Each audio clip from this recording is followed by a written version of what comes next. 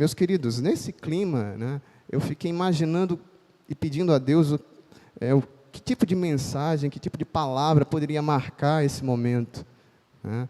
Dia 16 de agosto ficará na nossa memória como esse instante em que, enquanto tanta tristeza está semeada pelo mundo, nós temos esse orvalho de Deus sendo espremido sobre a nossa alma. Deus nos dá a alegria de podermos voltar a este lugar. Mas é verdade que são grandes as sensações, são misturadas essas sensações. Nós temos, com certeza, alegria, nós temos aqui regozijo, mas estamos cercados também de alguns sentimentos de apreensão, de ansiedade, de desconfiança sobre o que virá no amanhã. Em outras ocasiões, o nosso coração também tem experimentado a esperança, renovado sonhos, traçado novos projetos, novos planos. E é nesse mix, é nesse caleidoscópio de sensações que nós estamos nessa manhã, que se torna então desafiador para mim falar algo que traga sentido para nós. Mas eu acredito que Deus me direcionou para uma palavra sensacional, maravilhosa dele, que você vai ver guardadas as devidas proporções, parece muito com o que estamos vivendo hoje de manhã. Eu queria que você abrisse a sua Bíblia, você, meu querido irmão que está aqui, você que está em casa conosco, abra a sua Bíblia no Salmo 126. Esse salmo belíssimo da nossa história, do nosso saltério, vai ser a mensagem dessa manhã, os versículos 1 até o versículo 6. E o título da minha pregação hoje de manhã é Colhendo a Alegria Triunfante no Terreno da Tristeza. Colhendo a alegria triunfante no terreno da tristeza. Você pode abrir a sua Bíblia, o seu smartphone, aquele suporte que melhor lhe dê condições agora de acompanhar comigo esse texto, mas acompanhe, mas traga o seu coração para esse texto. Salmo 126 nos diz o seguinte, dos versículos 1 até o versículo 6, tenho certeza que você já encontrou. Diz assim o salmista para nós essa manhã: quando o Senhor restaurou a sorte de Sião, ficamos como quem sonha. Então a nossa boca se encheu de riso, e a nossa língua de júbilo. Então, entre as nações se dizia: grandes coisas o Senhor tem feito por eles. De fato, grandes coisas o Senhor fez por nós, por isso estamos alegres. Restaura, Senhor, a nossa sorte, como as torrentes no Neguebe. Os que com lágrimas semeiam, com júbilo ceifarão. Quem sai andando e chorando, enquanto semeia, voltará com júbilo, trazendo os seus feixes. Aleluia, palavra linda, maravilhosa de Deus para o nosso coração nessa manhã. Vamos orar ao Senhor? Senhor Jesus, nós já somos imensamente gratos por esses instantes proporcionados em Tua presença, em que o Senhor satisfaz esse desejo do nosso coração de retornar a esta casa, a este templo, na certeza, Pai, de que grandes coisas o Senhor tem feito e fará muito mais ainda em nossas vidas. Nós pedimos que hoje de manhã, ó Deus, essa palavra venha como conforto, como consolo, como estímulo, como força, como ânimo na nossa alma, nesse tempo, nesse terreno de tristeza que temos vivido, Senhor. Nessa desolação causada pela pandemia, que nos trouxe, ó Deus, pelo mundo inteiro. Nós queremos, através do Salmo 126, Senhor, aprender de Ti, a semear e colher a alegria triunfante nesse terreno de lágrimas, nesse terreno de tristeza, Senhor. Isso através da gratidão, através da oração perseverante, através da esperança. Nos ajuda, Senhor, nessa manhã. Pedimos isso com o perdão dos nossos pecados, em nome de Jesus. Amém Amém, queridos? Amém. Glória a Deus. Os Salmos são um livro especial de Deus no Antigo Testamento, né? Os Salmos têm uma capacidade de causar em nós, leitores de todos os tempos, uma sensação que talvez outros textos não nos dão na Bíblia, nas Escrituras. Se você perceber, o Salmo foi o cancioneiro do povo de Deus no Antigo Testamento, foi o inário do povo de Deus dos tempos de Jesus, foi também aquele livro de canções durante toda a história da igreja, e ainda hoje inspira os nossos corações. Eu posso garantir que em diversas casas nós temos Bíblias abertas, ou no Salmo 23, ou no Salmo 91, mas essas palavras continuam estimulando o nosso louvor. Isso porque, meu querido, minha querida irmã, os Salmos têm uma didática diferente. Nós encontramos as pessoas que escreveram os Salmos em diversas situações, em toda a extensão da experiência humana. Nós vemos pessoas com raiva louvando a Deus, pessoas em profundo lamento, sendo estimuladas a dar graças a Deus, pessoas confusas, com dúvidas diante de Deus, pessoas que derramam a sua alma em desespero, buscando de Deus a sua face. Todas essas experiências humanas estão diante de nós nos Salmos. E o Salmo 126 não é diferente. Mas para a gente entender a mensagem do Salmo 126, eu queria que você acompanhasse comigo a história que está por trás desse Salmo. Se você olhar para a sua Bíblia agora, você vai perceber que esse Salmo já traz uma indicativa diferente de outro texto da Bíblia, quando a gente vê em cima do versículo 1, na sua Bíblia pode estar cântico de peregrinação ou cântico dos degraus. Isso porque durante muito tempo os salmos que eram musicados, eram feitos para serem cantados a Deus. Esse Salmo 126 foi utilizado pelo povo de Deus enquanto caminhava até Jerusalém. Imagine você saindo de casa hoje no seu carro, ou andando com a sua família, vindo para cá, para o templo feliz, cantando Salmo 126, lembrando dessa história. Contudo, o Salmo 26 tem uma dimensão ainda mais profunda do que isso, do que esse uso no culto. Tudo indica, meus irmãos, que o Salmo 126 aconteceu durante o chamado período de exílio, mais precisamente quando o povo de Israel, o povo hebreu, voltou do cativeiro babilônico, depois que o rei Ciro da Pérsia promulgou o edito permitindo a saída do povo. Vocês sabem que, pela profecia de Deus, o povo ficou 70 anos no cativeiro porque havia desobedecido a Deus. 70 anos. Pois bem, durante num certo momento, Deus levantou Ciro, que era rei da Pérsia, para libertar o povo de Deus e permitir que esses hebreus voltassem para Judá e para Jerusalém. E é justamente esse o contexto do Salmo 126. Imagine você.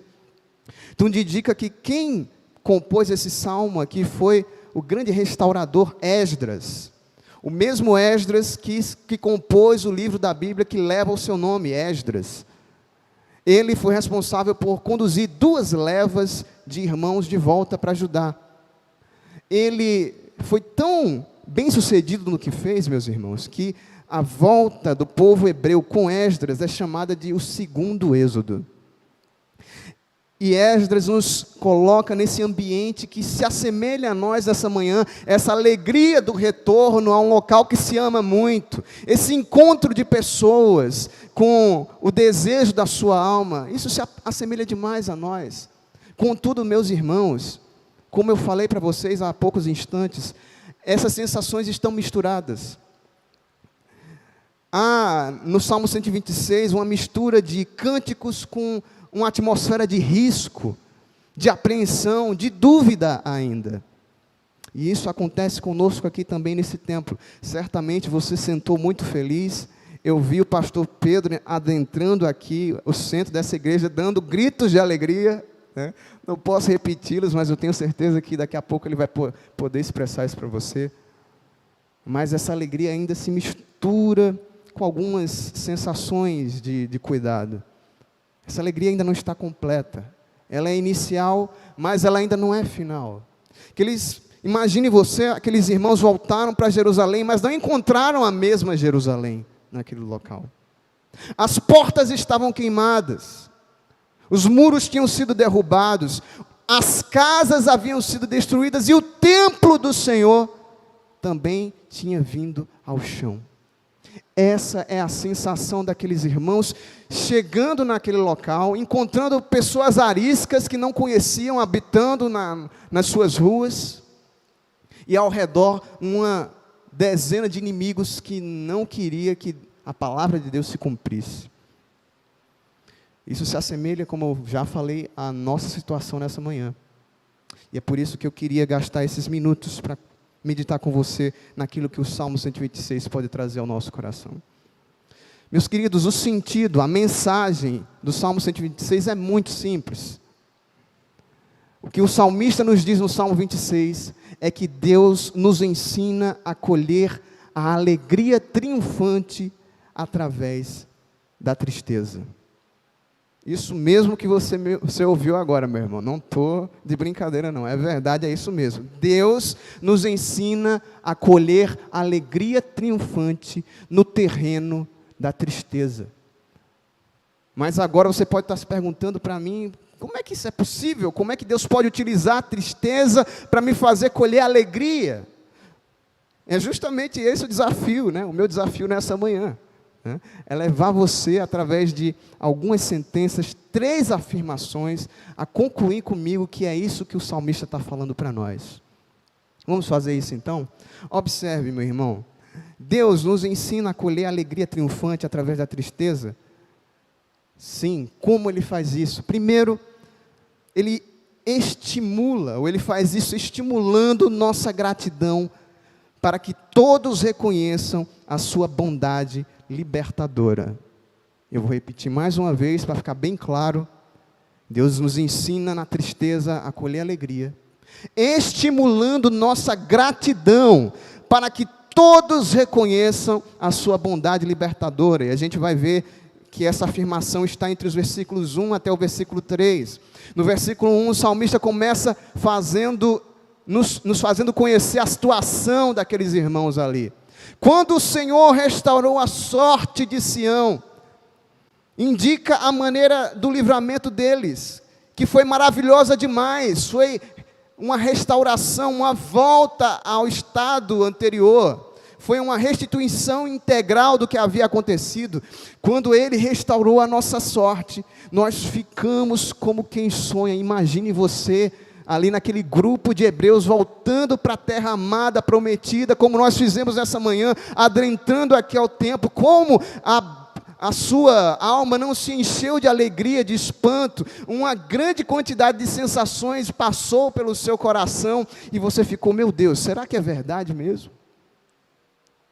É justamente isso que o verbo sonha diz. Sonhar expressa o caráter assustador do evento, repentino, inesperado, que não poderia ser projetado pela alma humana. E aqueles irmãos estão ali, estatelados, meio que colocando o cotovelo, né? Não pode botar a mão, então colocando o cotovelo no cotovelo, me belisca para ver se é verdade.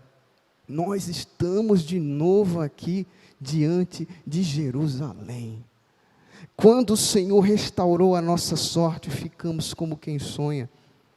E o salmista faz essa observação para aqueles irmãos que estão ali, para que eles observassem que Deus ensina naquele evento, que aquele regresso do povo hebreu foi um milagre de tamanha magnitude, tão grande, que compelia qualquer pessoa que fosse espectadora, que observasse, que estivesse ali, compelia a dizer que era uma obra magistral de Deus.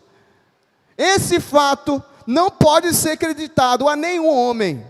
É Deus que está fazendo isso. Não é Ciro, não é o governador do estado, é Deus agindo em nosso meio. que o salmista está dizendo, que o salmista ensina, é que nesses momentos, irmãos, quando nós presenciamos o livramento de Deus, a intervenção de Deus, não há espaço para ingratidão. Nós precisamos agradecer a Deus. Eu vou mais longe. As bênçãos que nós recebemos de Deus são chamados dele para que nós sejamos pessoas gratas. Você nessa manhã sentiu essa alegria quando sentou aqui nesse banco? Agradeça a Deus. Seja grato a Deus. Seja grato a Deus pelo que Ele tem feito. O cenário pode não ser ideal, a gente pode estar pisando num terreno da tristeza, mas agradeça a Deus o que Ele tem feito na sua vida. Nós devemos atender o chamado de Deus para sermos gratos a Ele por cada livramento operado. Se você está aqui, meu irmão, vivo, com saúde, é porque Deus te amou e te livrou e conservou a tua vida até esse dia. Seja grato a Deus, agradeça a Deus. Cada uma das bênçãos que recebemos de Deus é Deus nos convidando, nos conclamando a sermos pessoas gratas a Deus. Mas o salmista não fica aí no versículo 2, ele fala como essa situação entrou na alma daqueles que estavam ali.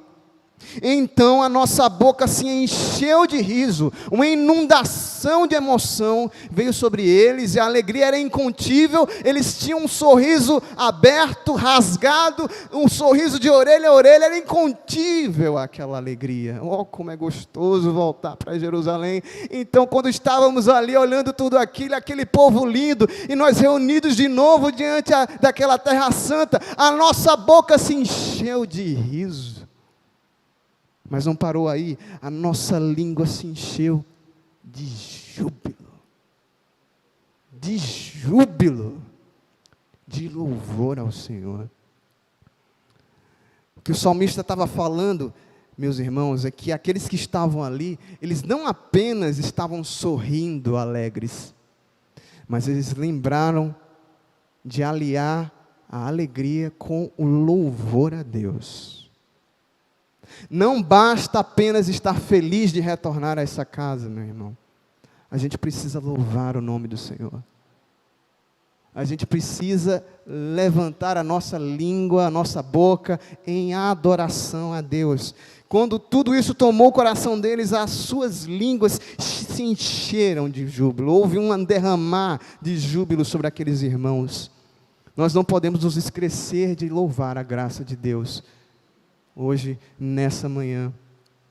E muito mais, meus irmãos, porque o louvor causado por aquele momento, eles estavam tão felizes de retornar à casa de Deus, como nós estamos aqui nessa manhã, que olhe você, meu irmão, esse louvor transbordou para o lado, teve reflexos nas nações que estavam ali do lado. O versículo 2 termina dizendo: então entre as nações se dizia.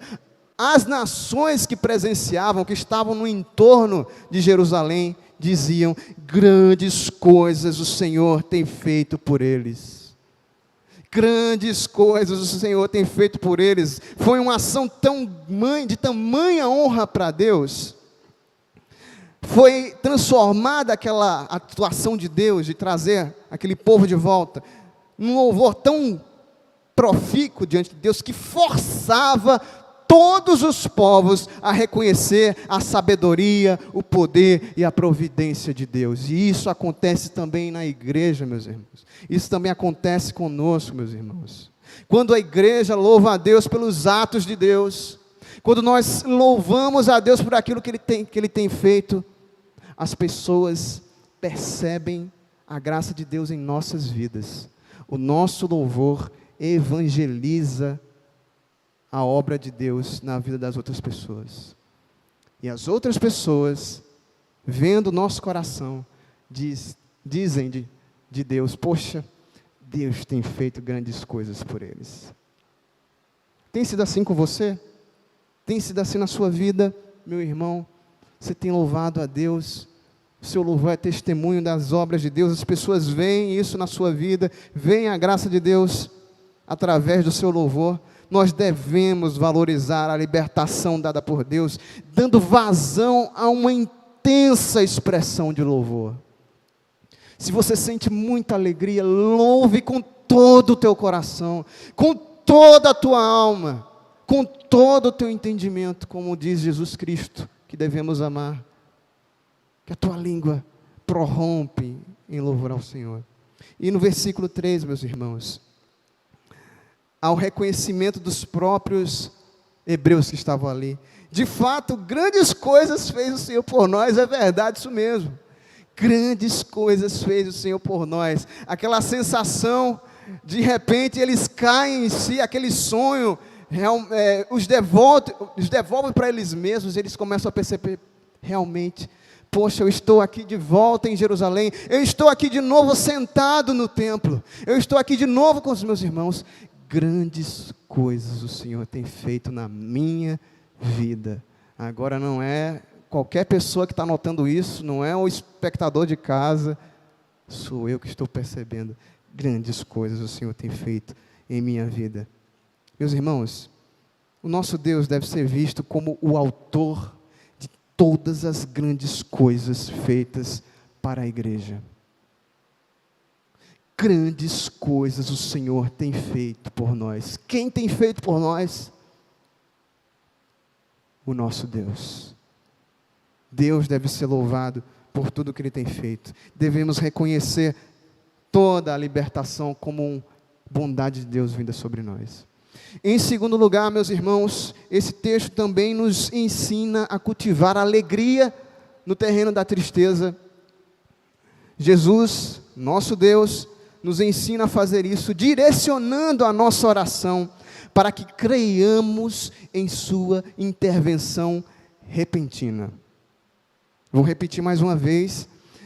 Deus nos ensina a colher alegria na tristeza, direcionando a nossa oração para que creiamos em sua intervenção repentina. Veja comigo se não é isso que diz o versículo 4. No versículo 4 parece que o salmista, como eu falei para vocês, muda o seu sentimento. Havia aquela enxurrada de louvor, como agora chove aqui em Palmeira dos Índios, caindo sobre eles, todos ali espantados. Meu Deus, é isso mesmo, que alegria, vamos celebrar o Senhor daqui a pouco. O autor do Salmo tem um rompante de tristeza mais uma vez no seu coração, e volta dizendo, é como se ele estivesse olhando para as portas de Jerusalém, e agora voltasse a olhar para a estrada que conduz até a Babilônia, e ora ao Senhor dizendo, Senhor, restaura, Senhor, a nossa sorte. Ele ora assim, meus irmãos, porque ainda havia muita coisa a ser feita. A bênção de Deus não estava completa naquela manhã. Havia alegria de voltar, mas nem todos estavam juntos, como hoje acontece conosco aqui de manhã. Alguns que tinham voltado do cativeiro continuavam com o coração angustiado, com medo, havia inimigos ainda, havia muito trabalho a fazer, muros a reconstruir, portas a serem recolocadas, o templo a ser reposto. E aqueles que haviam ficado em Babilônia precisavam de coragem para sair de sua vida ali, afinal eram 70 anos, deixar aquele local e voltar de novo para a Babilônia. Então aquele salmista, meus irmãos, ele ora pedindo que os que retornaram para a terra sejam aliviados dos seus fardos, e quem estava em Babilônia permanecesse encorajado diante de Deus. E essa é a minha oração nessa manhã. Eu faço das palavras do salmista também as minhas palavras, que o seu coração hoje receba toda a graça de Deus para expulsar o medo, para retirar qualquer dúvida do seu coração, e para aquelas pessoas que ainda estão nos seus lares, que momentaneamente não podem voltar aqui, que o seu coração seja tranquilizado nesse período. Meus irmãos, além disso, o salmista, essa oração nada mais é do que uma oração para que Deus ajunte o restante do seu povo mais uma vez. Você pode fazer essa oração nessa manhã? Senhor, Tudo que o Senhor fez hoje de manhã é muito bom. Estarmos aqui mais uma vez nessa casa é maravilhoso, mas a obra ainda não está completa, Senhor. E nós rogamos a Ti que o Senhor traga esse tempo de volta para nós, meu Deus. Um tempo em que estejamos mais uma vez juntos, sem impedimento, todos com o coração aberto, sem medo. É isso que clamamos a Ti, Senhor. Restaura, Senhor, a nossa sorte mais uma vez. Mas note, meus irmãos, como é sutil a oração do salmista. Ele faz a oração por quem estava ali, mas faz a oração por aqueles que estavam na Babilônia. Portanto, devemos orar pedindo a Deus que complete a sua misericórdia já iniciada, sem negligenciarmos os nossos irmãos que também enfrentam problemas. E a gente se esquece tanto das pessoas que estão fora da nossa área de oração. Nós pensamos tanto em nós, que bom eu estar aqui na casa de Deus, aleluia. Mas tem gente que hoje de manhã não tem esse privilégio, não pode estar aqui como eu e você. Queria muito estar aqui como eu e você. Nós não devemos esquecer desses irmãos, meus queridos, que estão aqui. Para você que está em casa conosco no Instagram, no YouTube, você também não deve esquecer de outras pessoas. Quantas pessoas estão sofrendo nesse tempo? Como eu falei para você, nós estamos ainda num terreno de tristeza. Há poucas semanas o Brasil passou o número de 100 mil mortos por Covid. E o estado de Alagoas, nessa semana, ultrapassou 70 mil casos da doença. A situação não é boa, meus irmãos. Não estamos em calmaria. O estado de Alagoas até está em estado regressivo, mas nós estamos ainda distantes de uma situação normalizada. E nós precisamos, como igreja, levantar o clamor para que Deus restaure a nossa vida, restaure o nosso tempo. E nós nos lembremos daqueles que têm sofrido tanto. Talvez essa doença não chegou ainda na sua casa, não devastou você, mas eu tenho certeza que você conhece tantas pessoas que têm sofrido. Você tem lembrado dessas pessoas nessa oração? E olha só como é que o salmista faz isso. Senhor, restaura, Senhor, nossa sorte como as torrentes no Neguebe. O Neguebe era a região sul de Judá. Aliás, alguns comentaristas vão dizer que a Palestina e a Arábia, elas fazem parte de uma área muito deserta, que sofre com a chuva. Na parte da estiagem, quando não há chuva, aquelas estações ali, o solo chega a rachar, a esturricar de tão seco. Mas uma coisa acontece em Jerusalém, na região de Judá, que é maravilhosa, meus irmãos. No período chuvoso, quando as chuvas voltam, existem torrentes de águas. Os rios que estavam secos fluem numa força que vão varrendo e trazendo vida mais uma vez para aquela região. E trazendo alegria de volta. Olha só como é que o salmista ora ao Senhor e nos convida a orar ao Senhor. O que ele está dizendo aqui para nós é que trazer aqueles irmãos de volta para Jerusalém, trazer os nossos queridos irmãos de volta para esse templo, restaurar, completar essa obra, Senhor, seria tão gratificante como se a água emanasse do deserto, como se a gente pudesse beber água em meio à sequidão. Meus queridos, ainda mais do que isso, o salmista nos desafia a orar pela intervenção repentina de Deus. Como Deus a qualquer momento, ali em Judá, pode fazer um rio voltar a correr, nós precisamos também orar, Senhor, dizendo: Senhor, essa pandemia está sob o teu controle, e a qualquer momento, o Senhor pode invadir torrentes de graça de Deus e de misericórdia, trazendo mais uma vez vida e paz para todos nós, e nós assim te oramos, Senhor. É essa a sua oração, meu irmão, hoje de manhã? É isso que impulsiona o seu coração? É assim que Deus dirige a sua oração? Por fim, meus irmãos, a última coisa, o último ensinamento para colher nesse terreno de tristeza em que estamos, a alegria triunfante.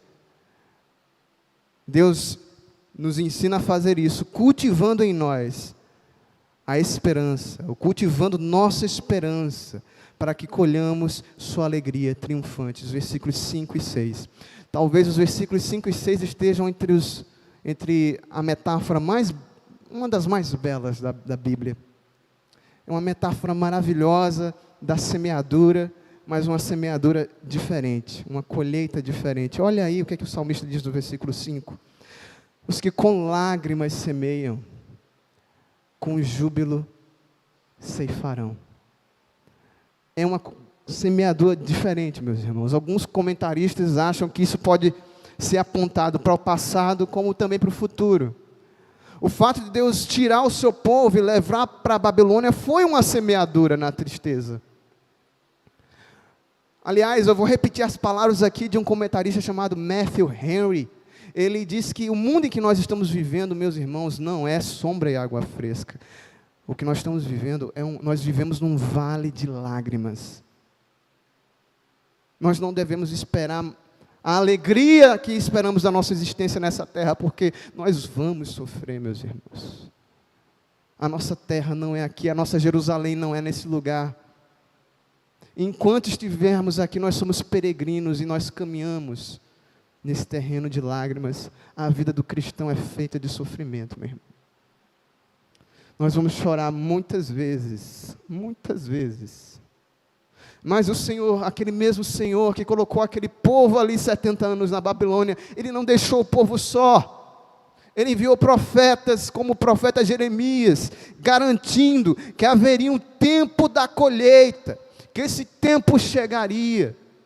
E o salmista aqui no versículo 5, estimula aqueles irmãos para que continuem trabalhando, continuem labutando, diligentemente na obra de Deus, em oração, crendo, enchendo a sua alma de esperança, porque Deus ainda vive. Aquele que vai com lágrimas semeando, os que com lágrimas semeiam, e perseveram, e continuam em meio às suas dificuldades, sem esmorecerem, sem desistirem,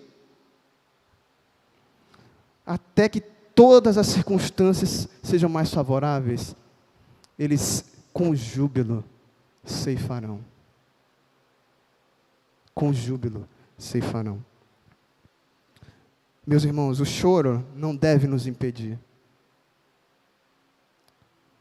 Eu sei que você conhece pessoas como eu conheço. Pessoas que sofreram com essa doença, essa pandemia. Todos nós essa manhã lembramos, e é isso mesmo, meus irmãos. Não há o que ser escondido, não. Nós lembramos que nós estamos num período difícil, que dores têm assolado os nossos corações. Mas o choro não pode impedir a igreja de Deus. A igreja continua, mesmo que chorando, mesmo que desfazendo, debulhando a sua alma em lágrimas. Nós devemos fazer da tristeza o terreno umedecido com nossas lágrimas, para a grande colheita da alegria, meus irmãos. E por fim, o versículo 6, fecha essa imagem belíssima para nós dessa manhã, dizendo: quem sai andando e chorando, enquanto semeia, voltará com júbilo, trazendo os seus feixes. Aleluia! Você pode glorificar a Deus? Aleluia, é verdade, é isso mesmo. Os nossos problemas, queridos, não vão continuar para sempre. Deus é o nosso Pai, meus irmãos. Deus conhece o teu coração.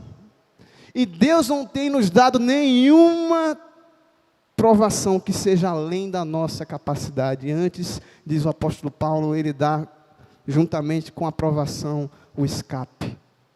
Não nos veio provação além das nossas forças. Nós temos sofrido, nós temos passado nesse terreno de tristeza, mas parece, meus irmãos, que para os crentes, a terra da tristeza se amolece mais com as nossas lágrimas. O terreno fica mais areado com o pranto da nossa alma. E o salmista nos diz que quem sai andando e chorando enquanto semeia, veja aí, eu vou usar talvez a metáfora mais bonita que eu já escutei para isso, foi o pastor Caio Fábio que falou, que o salmista inventou a irrigação gota a gota, é andando, botando a sementinha e chorando em cima, andando, botando a sementinha em uma lagrimazinha de choro. É assim que é a nossa vida, queridos. O choro não nos impede de trabalhar, de continuar trabalhando, semeando a nossa semente de fé, de amor, de esperança em Deus. E nós regamos essa esperança, essa semente com a nossa lágrima. Quando os crentes, quando os cristãos fazem o seu trabalho, quando eles continuam semeando, finalmente haverá um período de paz, de felicidade. Porque quem sai andando e chorando, mas semeando a boa semente, voltará com júbilo, trazendo os seus feixes. Você que está aqui comigo nessa manhã, você que me acompanha em casa, meu irmão, tenha certeza disso, meus irmãos, o nosso trabalho no Senhor não será em vão. Deus tem visto as suas lágrimas, Deus tem visto o seu trabalho, Deus tem visto o desejo do seu coração. E nós vamos colher uma grande colheita de alegria. Porque quem sai andando e chorando enquanto semeia, voltará com júbilo, colhendo, trazendo grandes feixes de alegria para a glória do nosso Deus. Nós devemos acreditar, meus irmãos, que Deus irriga a grande alegria do nosso amanhã com cada lágrima derramada hoje. É assim que nós desejamos, Senhor, é assim que pedimos a Ti.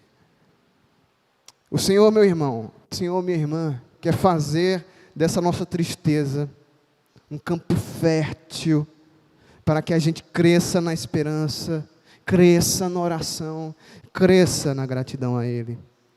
Nesse campo de tristeza do agora, Ele nos fará colher cada lágrima, cada dor, em frutos de alegria deliciosa, que nós não podemos imaginar. Que Deus abençoe a sua vida em nome de Jesus, que a gente receba essa palavra da parte de Deus, com fé, de que Deus pode fazer grandes coisas, como já tem feito, e coisas maiores ainda fará por cada um de nós. Amém, meu irmão? Eu peço para você, em nome de Jesus, semear comigo hoje de manhã essa sementinha em oração a Deus, com as suas lágrimas diante de Deus. Você pode fazer 5 minutos de silêncio em lágrimas de oração por aquelas pessoas que estão nos seus lares, por aquelas pessoas que têm sofrido, aquelas pessoas que perderam seus empregos, aquelas pessoas que não têm esperança para o amanhã, aquelas pessoas que perderam seus parentes, pessoas amadas. Vamos fazer nessa manhã 1 minuto de silêncio em oração a essas vidas.